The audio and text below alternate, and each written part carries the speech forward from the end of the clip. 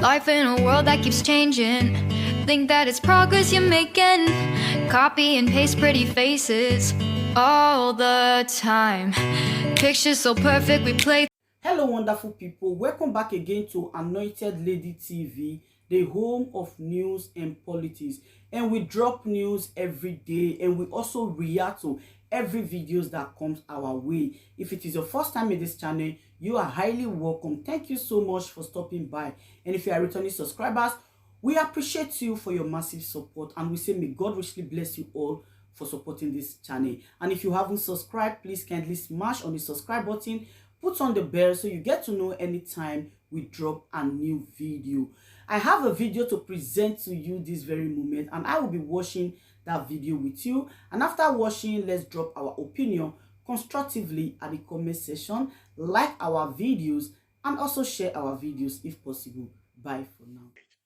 Dr. Chukwuemeka Ezefe, a former governor of the state.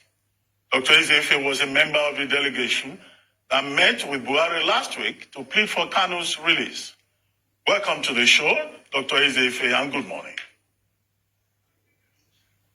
Good morning. Thank you. Thank you very much for joining us. Well, Dr. Ezefe, the story out there is that high-profile visit of Igbo greats to President Muhammadu Buhari, and a major outcome that is in the papers is that your delegation appealed to the president to consider a political solution. And he had said, reportedly, that he would not want to tamper with the separation of powers, but that although it's a difficult request, he will look into it. Now, what impression did you go away with?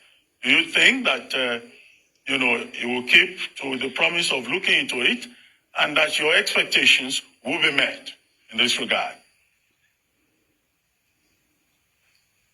Thank you very much. Before going into that direct question, let me thank some dignitaries. Minister Ngige was the person who negotiated the appointment. Mbazuka Mechi not only led us, he applied to the president to allow the meeting. So, yes, we talked to people who are familiar with the president after the meeting, and they told us that from the body language of the president, he took us very seriously, and we should take his promise to look into it very seriously also. We were quite happy. I must say, I took the opportunity to thank the president for the success of Anambra election, because I know what happened behind the scene some of the time.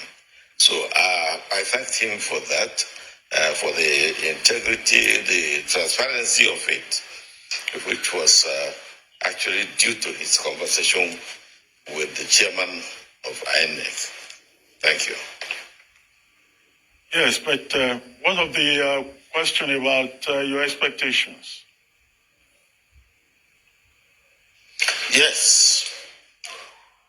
Well, that's why we asked the people, the ministers who work with the president and who were in the meeting we had with the president and who looked at the president's body language. We asked them, what should we go home with? And they said we should be hopeful. And I think, myself, I think I'm hopeful. Yes, because our leader, Bazuki Amechi, made a very powerful presentation. Some of us, I don't know how fair God is, but Bazuki Amechi is about 10 years older than myself, but remember things sometimes more than I do.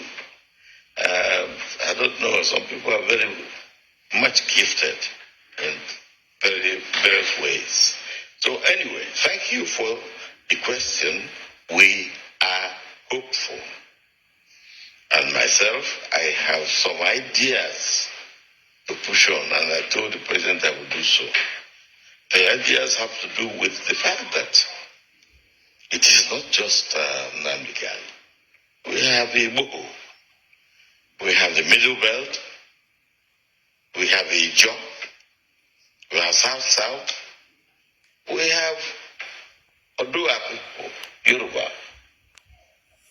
One way or the other, it may be necessary to put all these together, because all of them are complaining about not being comfortable with the Nigeria situation.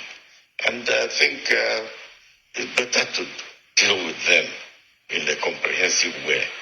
I don't know. I mentioned it to the president, and they said, okay, go ahead and submit your proposal.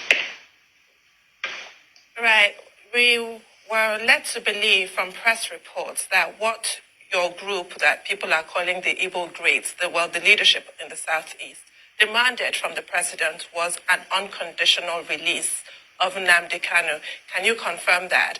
And what do you think the federal government will do in response to that? An unconditional release is quite a lot to ask for. Well, release is release. Masuka Meji spoke for us. He made guarantees, he made assurances about our ability to control the situation after his release. But we don't know how the president saw that, but the way he treated us, I must say, we were very happy. It was so punctual. He didn't keep us waiting for 1 minute. In fact, we kept him waiting. And the way he spoke to us, for me, that was the first time seeing him in a long time. I saw him first in his own house in Kaduna. But this time, I was looking at him, and he sounded very genuine. Okay, so with all these meetings happening, is it safe to say that peace is coming back? And secondly, the other... No, I didn't hear you. I said, is it safe to say that peace is coming back based on, the crisis we've had in a while? And all of this, have you guys to be talking to IPOB? Because take, for instance, we still have the case of, sit at home, that the IPOB has said there's no sit at home any longer. But some groups, some people say some splinter groups here and there are still trying to enforce the sit at home with violence. So is it safe to say everything is normalizing back in the Southeast and peace is returning to the Southeast like it should be? We are praying for peace to return, and we believe it is returning. Our God answers prayers, even prayers for sinners like me. Do you know that the outcome, not who won or who doesn't, the success of the Anambra election is proof that our God answers prayers. We call for prayers from various people. Even the Sokoto bishop, I called him, and in fact he came both to Enugu and to Anambra and prayed a lot for us.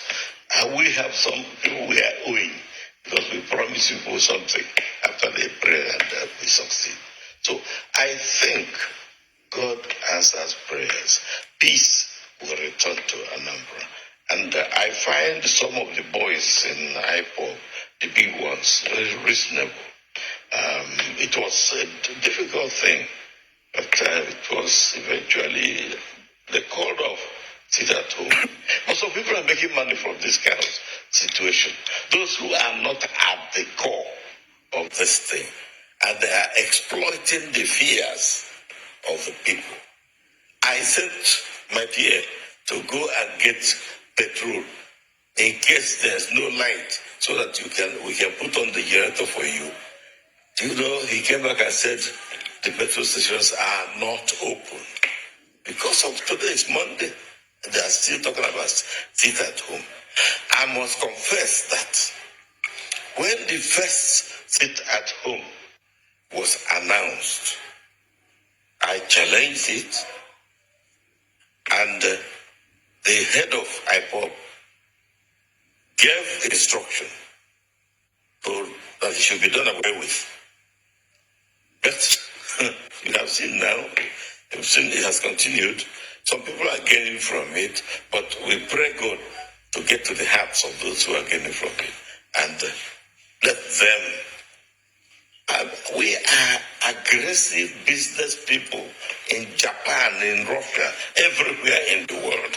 And you said, come to Anambra and sit at home. Come to the east and sit at home. Sit at home and do what? How do you feed your children? It is not in our interest to kill ourselves because some people are attacking us. And that